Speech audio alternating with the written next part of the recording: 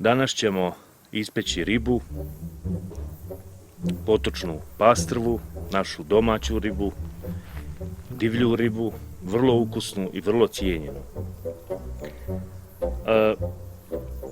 Ono što je jako bitno je da se riba peče na jakom žaru i da ih se ne dira previše.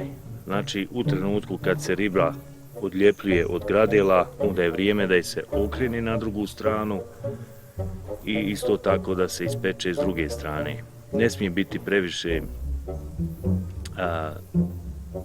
ispečena, prepečena, jer onda to nije dobro, bude suha.